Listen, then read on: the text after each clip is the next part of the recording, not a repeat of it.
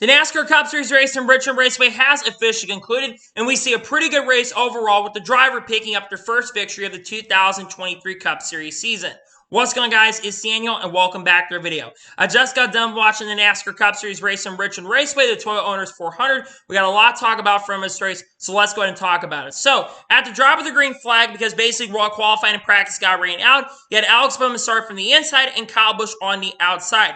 They'd be side-by-side for the first few laps. Alex Bowman would lead lap number 1. Then Kyle Busch actually ended up leading the second lap as well, and they battled hard. And then eventually we saw Ross Chastain and Kyle Busch have some contact with Alex Bowman getting the race lead. Then a few laps later, William Byron drove up the second, and then eventually on lap 10, he would pass Alex Bowman for the lead as William Byron would get the lead. We saw a little bit of 3 or 4 wide, basically guys trying to make multiple grooves, but William Byron would continue his domination as he would come to the competition caution with the race lead.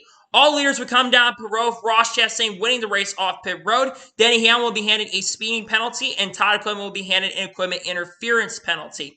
Meanwhile, Ricky Stenhouse Jr., basically, he had a fluid leak on his car due to a brake fluid issue, and unfortunately headed to the garage due to repair that brake issue. Just a shame because Stenhouse was having a really good day up to that point, but he had to get that repaired. So on the restart, you have Ross Chastain lead the field from the inside with William Byron on the outside, and Ross Chastain was able to get a really strong launch and was able to clear for the race lead. Then about 6 laps later, as Ross Chastain had the race lead, we saw J.J. Yeley basically get turned off in contact from Denny Hamlin. Denny Hamlin just completely straight up dumped J.J. Yeley going to turn number 1, hard in the outside wall, bringing out the caution. That will definitely be talked about actions detrimental for sure because that was completely on Denny Hamlin. Denny just completely dumped him, punted him. We've talked about respect all week, and there was a lack of respect shown right there. Then we see a little bit of strategy here to the end of stage 1, where guys like Daniel Suarez, Mark Truex Jr., Ryan Preece, Eric Almirola, Eric Jones all decided to come down pit road, while the rest leaders decided to stay out. So on the restart, Ross Chastain lead the field from the inside with William Byron on the outside, and we saw William Byron get a really, really strong start and was able to get up front to take the race lead from Ross Chastain, and he would pull away, have Kyle Larson chasing, I believe it's second at the time, but William Byron would come off the corner and win stage 1 at Richmond Raceway. All the lap cars would come down pit road, William Byron winning the race off of pit road. Unfortunately, Ryan Blaney, AJ Allmendinger will be handed speeding penalties off of pit road. So on the restart, William Byron lead the field from the inside with Kyle Larson on the outside, and William Byron was able to clear for the race lead and started pulling away. Then about 15 laps into the run, we saw some contact between Josh Berry and Ryan Blaney. Ryan Blaney, once again, very similar to Denny Hamlin. Very pretty much, if you get a speeding penalty, you're going to dump somebody. He completely dumps Josh Berry going off at turn number 4 and brings off the caution. Luckily for them, he didn't get a lot of damage in that incident.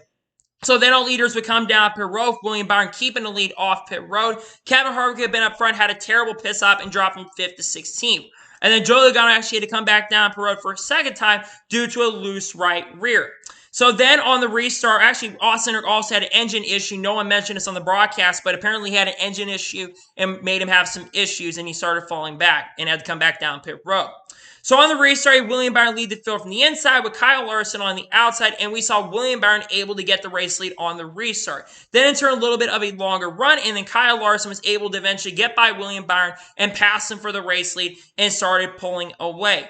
Then Kyle Larson started lapping a bunch of cars, but then we started having green flag pit stops because it was basically a 2-stop strategy or 3-stop strategy in stage number 2 due to the length of it and due to the length of stage and also due to the tires falling off really quickly. Chris Buescher would come in first, then Josh Berry would pit, then Tyler Reddick would pit the next few laps, and then everyone else would come down pit road. Then William Byron came down pit road, and then Kyle Larson came down pit road, and Kyle Larson almost had a major disaster as he had some contact on pit road with Daniel Suarez, who was coming in this pit stop, and Daniel Suarez didn't see him, and Larson got some damage from that, and that unfortunately would affect Kyle Larson from that incident. Then we started seeing more guys come down pit road. Ryan Blaney would be handed a penalty for leaving a wrench inside of his car. Definitely equipment interference situation. He would get penalized for that for removing equipment. And then after the cycle ended, William Byron eventually would pass Kyle Larson for the race lead and eventually got by for the race lead with about 30 laps to go into stage. Larson was dominating, and then William Byron was able to clear for the race lead.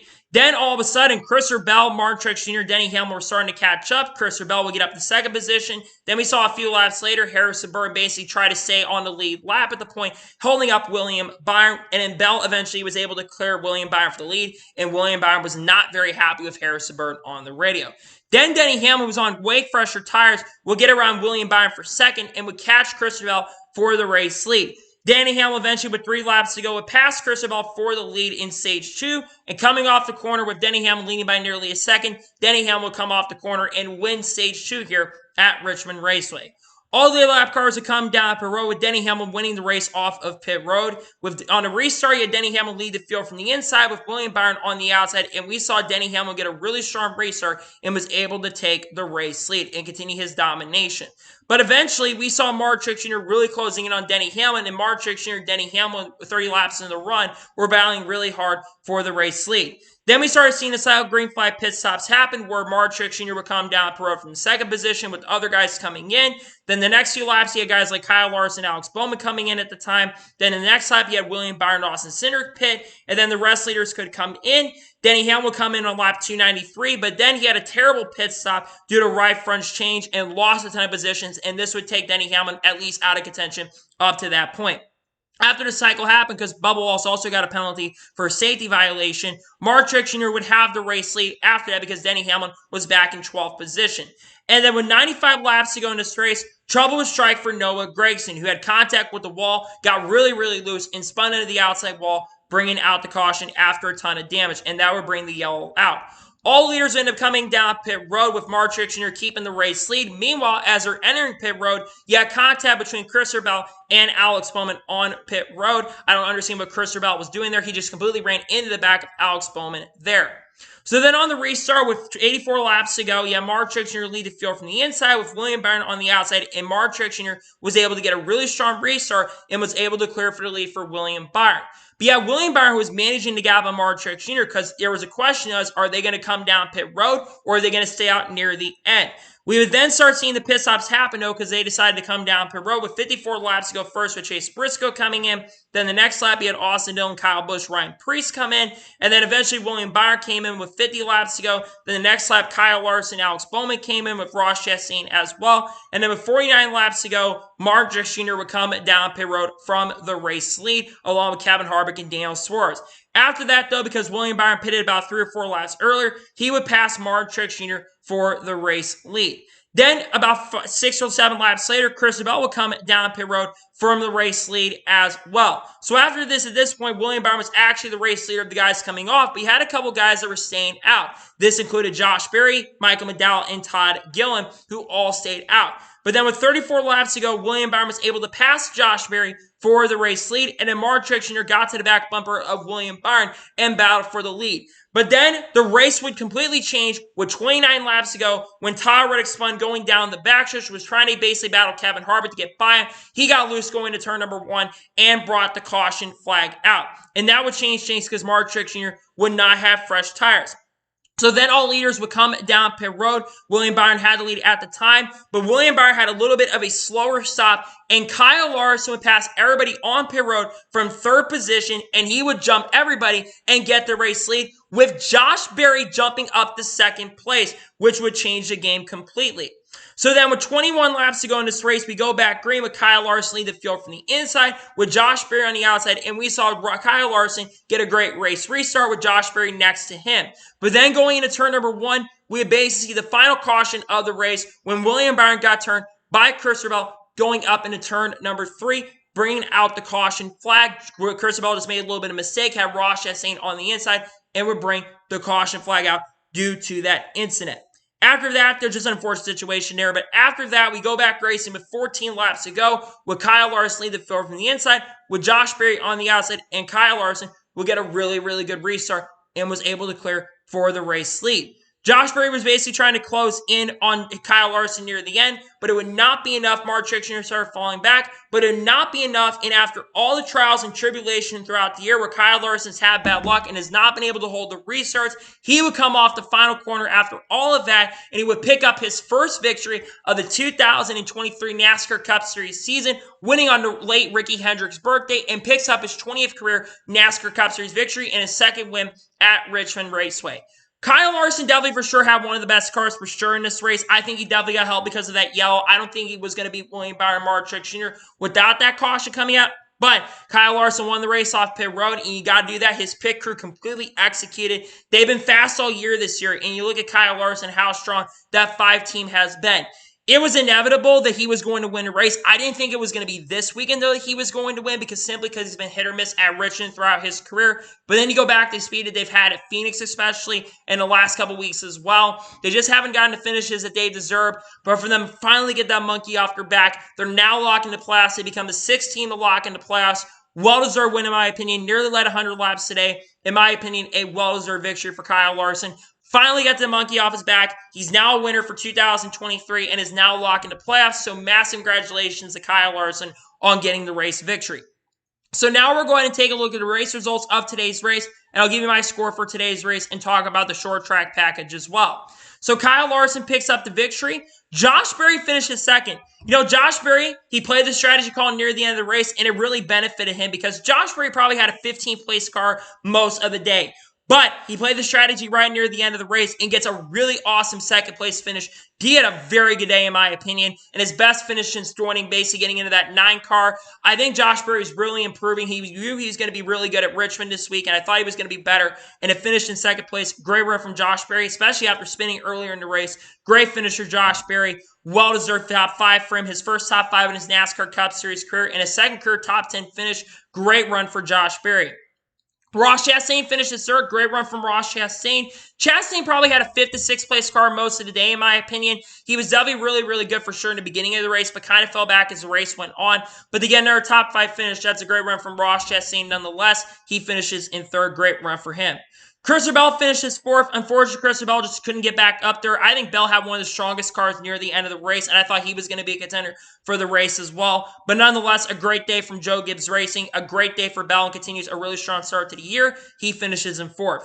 Kevin Harvick finishes 5th. Very good run for Kevin Harvick today. I think Kevin Harvick probably had about a 5th place car most of the day. Kevin Harvick just wasn't as strong as I thought he was going to be. He was my pick originally coming into the weekend because of how good he was here last year. And while Kevin Harvick wasn't as good as he was at last year here, he still had a very good car. Gets a very solid top 5 finish in his second to last race here. Harvick's been much stronger this year than he was last year. Great run for Kevin Harvick.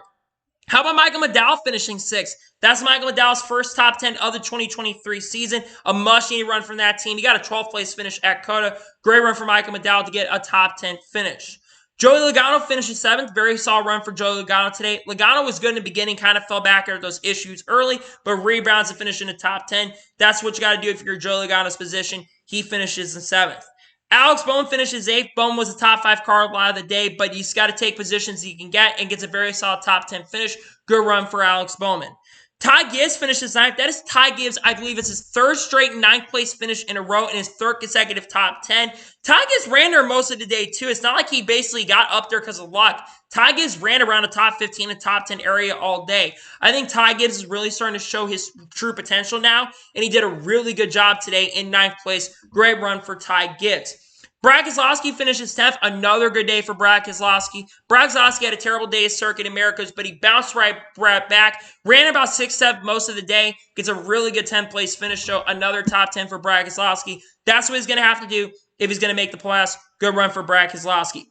Mark Truex Jr. finishes 11th. Tough break for Mark Truex Jr. Unfortunately, near the end of the race, he has scuffed tires. That's kind of cost him a great run. Mark Truex Jr. probably was going to go on and potentially, if not win, finish 2nd. It's a shame that he got kind of caught back because of those tire situations. But nonetheless, 11th place run. They had a good car today. They showed some great pace and speed. This is a track of Mark Truex Jr. Historically really good at. Solid day for Mark Truex Jr., but it could have been a lot better for sure. Chase Briscoe finished 12th. That was probably the best run Briscoe's had for sure all year consistency-wise. I know he was good at Phoenix, but got up there because of luck. Briscoe ran top 15 all day. Saw a run for Chase Briscoe in 12th. Eric Almirola finishes 13th. That is Eric Almirola's best run of the year. Was contending for top 10 near the end of the race and gets a very solid 13th place finish. A much-needed run, good confidence builder. That's his first top 15 of the year, so to see Eric Almirola get a top 15, that's good to see. Kyle Busch finishes 14th. Kyle Busch struggled all day. He started up front, but fell back. The car just never was good all day. Very disappointing run. I thought Kyle Busch was going to be a factor today. Very disappointing run for the A team this weekend. He finishes 14th. Todd Gillen finishes 15th. How about that for Todd Gillen? You know, I looked at Todd Gillen's stats coming into this weekend, and he's been pretty solid so far this year. He's in the top 25 in points. This year's definitely going better for Todd Gillen. He's really starting to show his stuff. Good run from Todd Gilliam in 15th place. Tyler Reddick finishes 16th. Tyler Reddick was good early, struggled near the end of the race, so pretty disappointing for Reddick. Just had that spin, never really recovered. He finished 16th. Chandler Smith finished 17th. How about that for Chandler Smith? He ran quiet most of the day, kept his nose clean, and his NASCAR Cup Series debut gets a top 20 finish. Really happy for Chandler Smith to have a good run in his debut. Ryan Preece finishes 18th. Ryan Preece had a top 10 car a lot of the day. I think it got caught up because of those yellows, unfortunately, which kind of cost him a shot. He finishes 18th, though. Hey, he had a better car than 18th, though, and did finish in the top 20, so there's that for Ryan Preece. Harrison Burton finishes 19th. Not a bad run for him.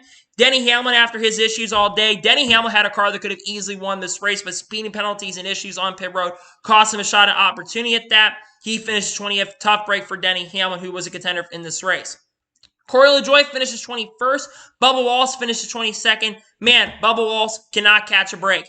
Bubba Wallace had a car that easily could have had a top 10 finish. And then, unfortunately, his crew screwed up on pit road. Equipment interference penalty. Completely rookie mistake by the team. Just an unfortunate situation. He sadly finished 22nd in today's race. Just can't catch a break. Tough break for him. Could have had a top 15 run for sure. It's a shame the pit crew kind of screwed up for him. Daniel Suarez finished 23rd. Don't know what happened to Suarez. He had a top 5 car, top 10 car a lot of the day. Sadly, though, finished 23rd. Tough break for him. William Byron finished 24th. Man, what could have been for William Byron? Had a car that easily could have won this race. One of the best cars for sure. Passed basically his worst finish of the year, honestly. William Byron's been fast all year. Just probably should have almost won this race, but that caution came out, kind of screwed him over, and sadly, he finished 24th. Really big, tough break for him. Austin Dillon finishes 25th. Ryan Blaney, after his issues throughout the day, finished 26th. AJ Allmendinger finishes 27th. 28th place finish for Austin Cindric.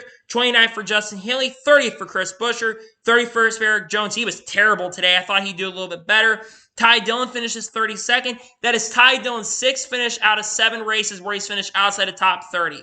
Anthony Alfredo finishes 33rd. Cody Ware finishes 34th. Ricky Stenhouse Jr. finished 35th after his issues. J.J. Lee finishes 36th, and finishing 37th in last place is Noah Gragson. So now let's talk about the overall race as a whole, and I'll give you my score for today's race. Now, obviously, coming in this weekend, we didn't really have a great racing last year in 2022 at this track. It was solid, but it wasn't spectacular.